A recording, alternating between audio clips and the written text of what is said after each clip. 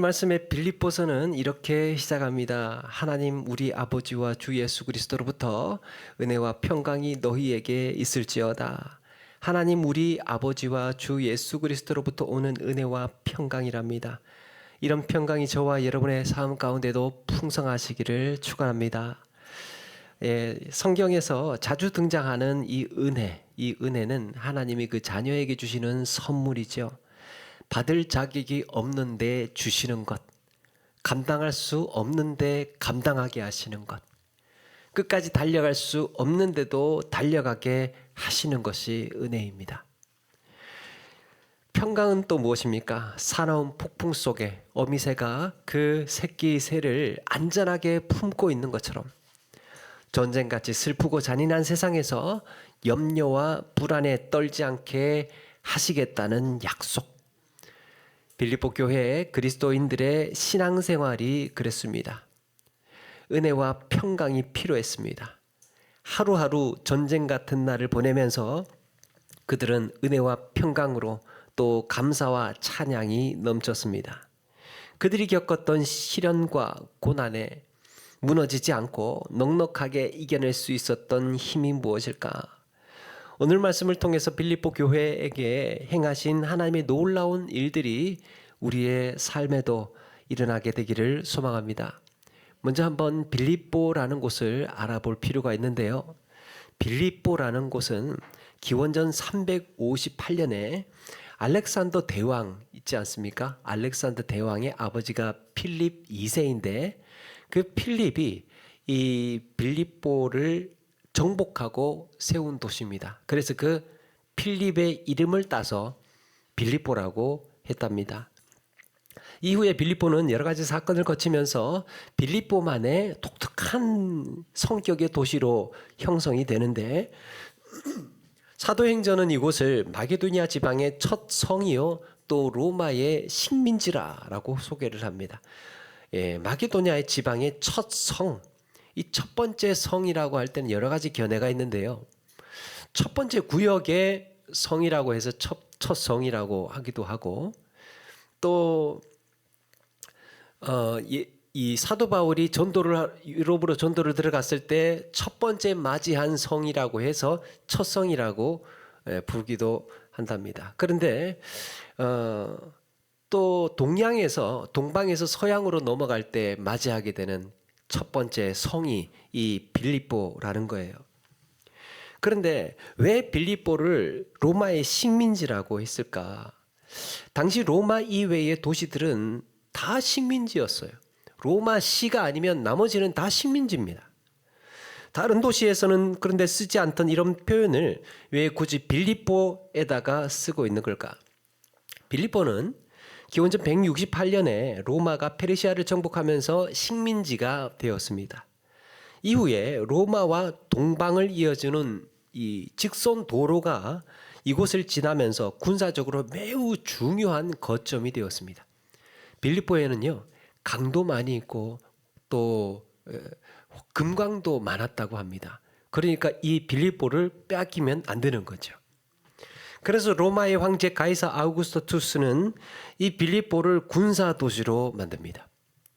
로마 군인들을 정착시킨다든가 퇴역한 군인들 이곳으로 보내서 혜택을 주어서 보낸다든가 또 내전에서 패한 군인들을 로마에서 쫓아내게 되는데 그들을 이곳으로 강제 이주시켜서 살게 합니다.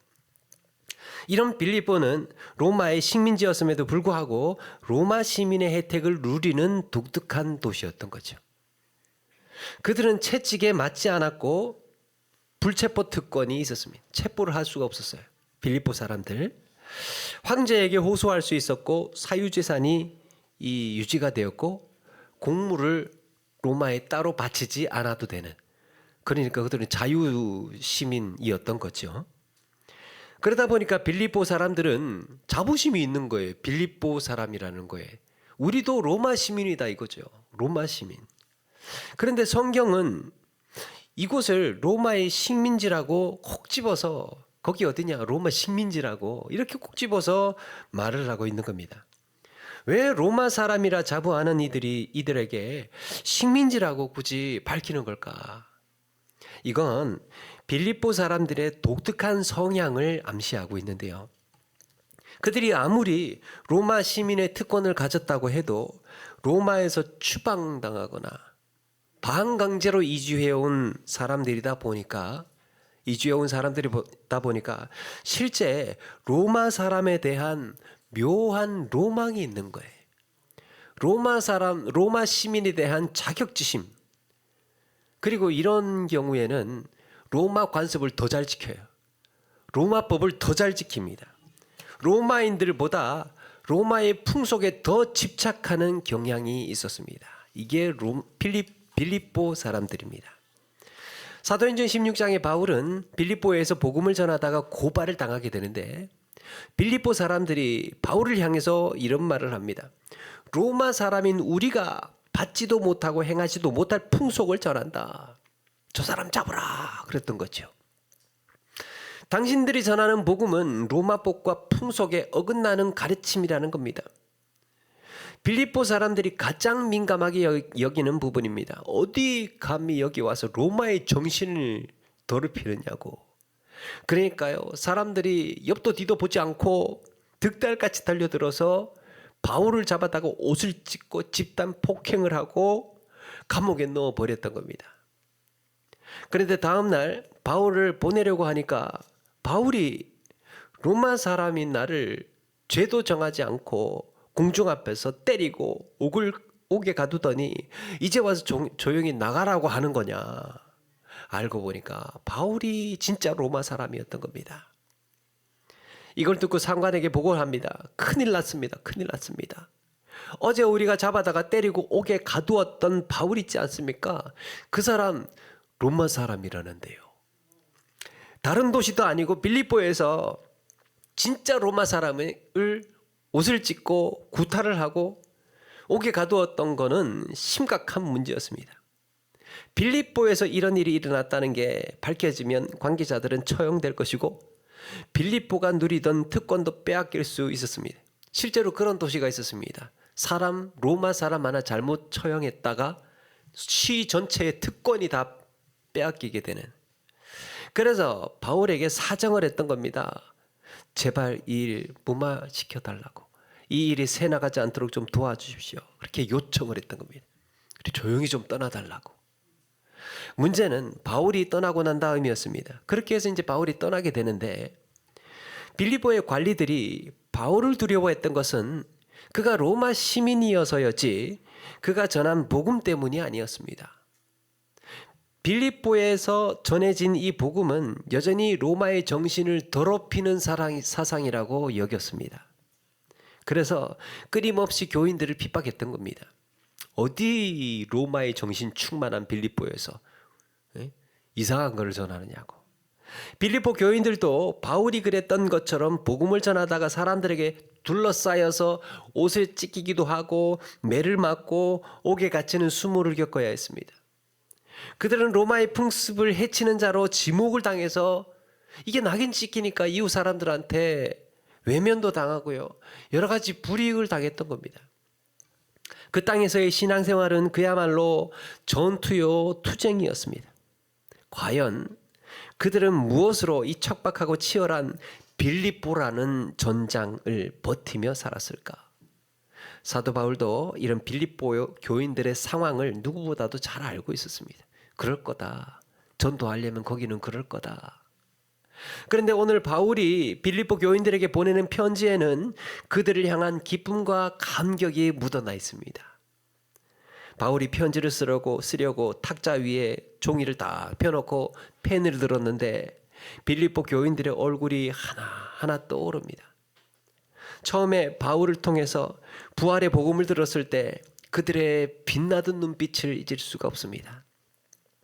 순결한 헌신과 아름다운 사랑의 마음이 늘 자기의 마음속에 충만히 넘쳤습니다.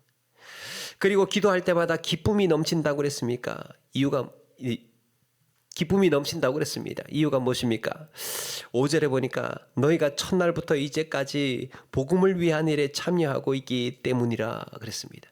빌립보 교인들이 기뻤던 이유는, 그들을 향해서 기뻐했던 이유는 당신들이 예수를 믿은 첫날부터 이 날이 때까지 복음을 위한 일에 꾸준히 참여하고 있었기 때문에 내가 기쁘고 감격적이다, 감사하다. 그들이 주님을 만나서 그리스도의 부활을 믿고 그 믿음을 고백하던 그 첫날부터 그렇게 한결같이 복음을 위한 일에 참여해 왔습니다. 여러분, 복음을 위한 일에 참여한다는 게 뭘까? 복음을 위한 일에 참여한다. 그들이 참여한 복음을 위한 일은 세 가지를 이야기할 수 있습니다. 여러분, 우리는 신앙생활을 시작을 하면요, 예수를 믿기 시작하면 예수 믿는 그 순간부터 세 가지에 참여하게 돼요. 세 가지. 첫 번째는 그리스도의 죽으심과 부활에 참여합니다. 예수님께 십자가에서 죽으시고 부활하실 때 그 죽으심에 참여하고 함께 장사되고 함께 살아나는 거예요. 빌립보 사람들은 자신들이 로마 사람이라는 사실에 자부심을 갖고 살았습니다. 그들은 이것을 영광으로 알고 로마의 풍속이나 로마법을 따르는 일에 열심이었습니다. 그런데 바울은 빌립보 교인들에게 이렇게 말합니다. 우리의 시민권은 하늘에 있느니라. 우리의 시민권은 로마 시민이 아니고 우리의 자랑은 하늘에 있다. 복음에 참여한 자는 여러분 자랑거리가 달라져요. 그래서 예배가 시작이 됩니다. 하나님을 자랑하기 때문에. 우리에게 십자가는 수치스러운 흉물이 아니라 나의 죄를 대신하신 영광의 상징인 겁니다. 빌립보 교인들은 그리스도를 위하여 받는 고난에 자랑스럽게 참여하고 있었던 겁니다. 두 번째, 교회와 관련해서 복음에 참여하고 있습니다. 그들은 주의 몸된 교회 안에서 함께 주님의 살과 피를 나누고 구원받은 성도들을 한 형제 자매로 여겼습니다. 그래서 기쁜 일에 함께하고 슬픈 일에도 함께하고 어려운 일에도 함께 나누고 같이 일을 하고. 여러분, 성경은 교회를 사람의 몸에 비유를 하잖아요. 온몸의 지체가 다 몸을 위해서, 사람의 몸은 각각의 지체가 자기 기능이 있고 자기 역할이 있습니다. 그런 것처럼 성도는 교회에서요, 각자의 역할이 있습니다. 각자의 역할. 누군가는 찬양으로, 누군가는 차량 운행으로, 또 누군가는 가르치는 일로, 누군가는 아이들을 돌보고요, 누군가는 식사 준비를 하고, 그렇게 각자의 역할이 있는 거예요. 그래야 교회가 됩니다. 예배가 이루어져요. 교회의 사역이 되는 거예요. 일이 되는 겁니다. 나는 과연 어떤 형태로 복음에 참여하고 있을까? 사랑하는 여러분, 우리는 교회의 손님도 아니고 구경꾼도 아니에요. 한 몸처럼 움직이는 일꾼들입니다. 그래서 내가 이 복음에 참여하는 자로서, 다시 말하면 예수 믿는 자로서 우리 교회에서 한 지체된 자로 나는 어떤 일에 함께 동참하고 함께 참여하고 있는가를 고민해보고 돌아볼 수 있어야 합니다. 그게 복음에 참여하는 삶이에요. 세 번째는 말 그대로 복음 증거예요. 복음을 위한 일에 참여한다는 건 복음을 전하는 일에 참여하는 것을 말합니다. 특별히 빌립보 교인들은 바울과 함께 선교 사역에 기도로 후원하고 물질적인 도움을 주고 있습니다. 복음을 위한 일이라면 몸살이지 않고 아끼지 않고 함께 두 팔 걷어 붙였습니다. 복음에 참여한 일. 교인들이 바울에게 헌금을 해서 생활비를 보내는가 하면 바울이 당하는 고난에 같은 마음으로 아파하고 때로는 응원하고 때로는 기도했습니다. 복음에 참여하는 일은 복음 전하는 일. 우리도 6개국의 선교사님들 협력하고 있잖아요. 또 목요일마다 전도하고 지금 토요일도 이제 전도가 시작되어 있고 그렇게 복음에 참여하는 일도 행하고 있습니다. 여러분, 기도를 하시든지 함께 하시든지 그렇게 복음에 참여하는 우리 모든 성도님들 되시기를 바랍니다. 여러분, 내가 복음을 위한 일에 참여하면요, 그 복음이 나를 지켜줍니다. 복음이 나를 지켜요. 시간이 흘러도 복음이 나를 지켜준다는 건, 시간이 흘러도 복음을 위한 일에 참여하는 신앙은 흔들리지가 않아요. 복음에 내가 몸담고 있으면 내 신앙은 잘 흔들리지가 않습니다. 그만큼 뿌리가 내려 있고 든든한 거예요. 왜 그렇습니까? 복음에 참여하는 일이 곧 6절에 내 안에서 착한 일을 시작하신 이가 계시다는 증거이기 때문이에요. 바울의 시선은 이렇게 복음에 참여하는 일을 이야기로 하면서 내 안에 착한 일을 시작하신 이로 시선이 넘겨갑니다. 성도들을 넘어서 그 위에 계시는 하나님을 보고 있는 거죠. 땅을 넘어서 하늘로 향하고 있습니다.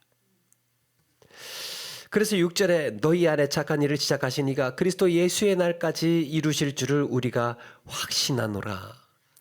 여기서 착한 일이란 5절의 말씀처럼 복음을 위하는 일들을 말합니다. 착한 일을, 너희들이 복음을 위한 일들을 하나님께서 시작하셨대요.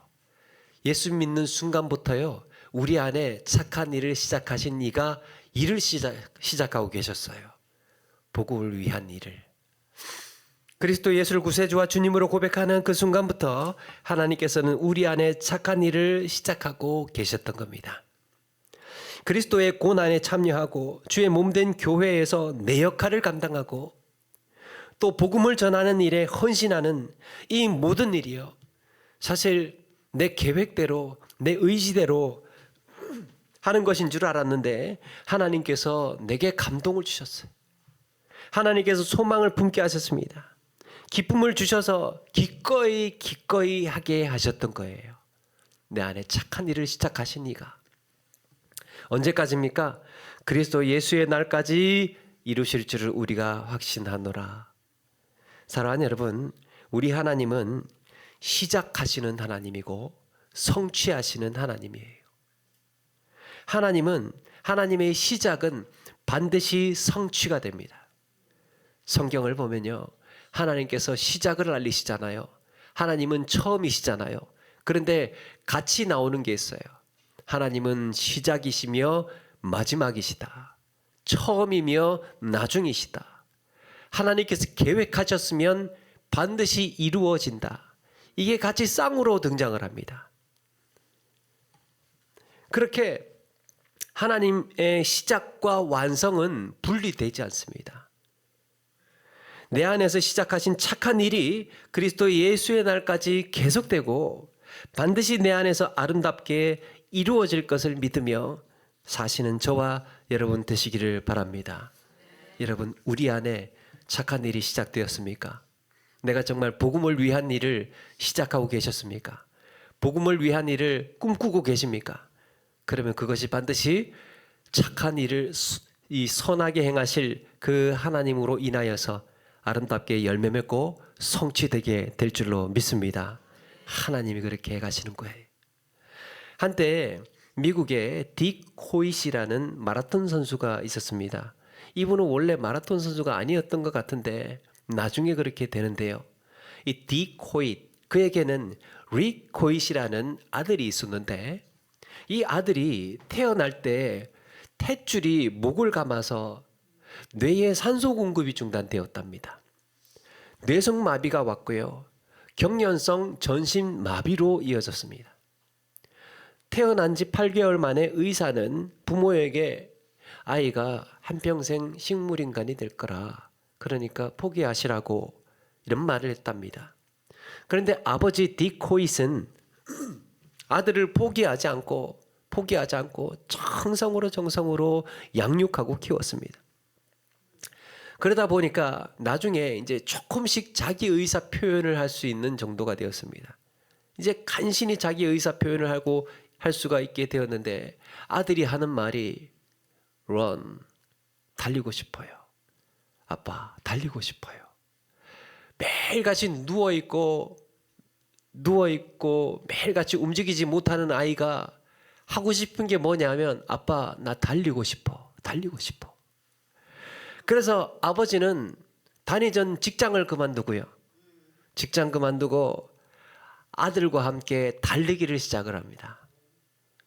그렇게 달리기를 시작하다가 하면서 이제 여러 달리기 대회에 아들을 휠체어에 앞에 태우고 밀면서 이제 뛰는 거예요. 그러던 어느 날 아들은 철인 3종 경기에 나가고 싶다는 거예요. 아이언맨 철인 3종 경기. 아버지는 수영도 할 줄 몰랐고요. 자전거는 6살 이후에 타보지도 않았답니다. 주변에서 철인 3종 경기 나간다고 그러니까 미친 짓이라고, 일찌감치 포기하라고, 해도 너무하는 거 아니냐 그러면서 말렸다는 거예요. 그런데 그때부터 이 아버지 딕 호잇은 수영 연습을 하고 자전거 타기를 훈련을 합니다. 그렇게 시간이 지나고 아들은 이 두 사람은 릭과 딕 호잇, 이 둘을 불러서 팀 호잇이라고 불렀대요. 그렇게 해서 하와이 코나에 있는 철인 3종 경기에 나가게 됩니다. 아버지는 허리에 고무포트를 줄로 매달아서 허리에 묶고 3.9km의 바다를 수영하고 나아갑니다. 또 아들을 자전거에 태우고 180km를 달립니다. 또 아들이 탄 휠체어를 앞에 밀면서 42.195km를 달렸습니다. 마침내 아버지와 아들이 결승점으로 들어옵니다. 사람들은 이제 이 선수들은 이제 다 이미 들어온 뒤였죠. 출발한 지 16시간 14분 만에 사람들은 이 감동적인 장면을 보기 위해서 자리를 뜨지 않고 기다리고 있었습니다. 아버지와 아들이 결승점으로 들어옵니다. 많은 사람들이 뜨거운 눈물을 흘리면서 감동하고 환호하고 박수를 보냈습니다. 이들의 경주, 이들의 달리기는 이후에도 수백 번의 마라톤 경기와 16번의 철인 3종 경기를 참가했다고 합니다. 그리고 마침내 미 대륙 6,000km를 자전거와 달리기로 완주를 했다고 합니다. 나중에 아들은 아버지에게 말합니다. 아버지가 아니었으면 할 수 없었어요. 아버지가 아니면 할 수 없었어요. 이 말을 들은 아버지가 말합니다. 네가 없었다면 아버지는 하지 않았다. 우리가 복음을 위한 일에 참여하고 살다가 하나님 아버지 앞에 서게 될 때 이렇게 고백할 수 있으면 참 좋겠습니다. 아버지가 아니었다면 할 수 없었어요. 아버지는 이렇게 말씀하실 것입니다. 네가 없었다면 하지 않았다. 사랑하는 여러분, 우리 안에 시작된 복음을 위한 일이 무엇입니까? 하나님은 감당할 수 없는 일을 감당하게 하시고 달려갈 수 없는 길을 달려가게 하시는 하나님이에요. 그게 은혜예요. 하나님, 우리 안에 시작하신 이런 착한 일이 반드시 이루어질 것을 믿으며 나아가시는 저와 여러분 되시기를 바랍니다. 이런 은혜와 평강이 우리의 모든 삶에서 충만히 넘쳐나시기를 주의 이름으로 축원합니다.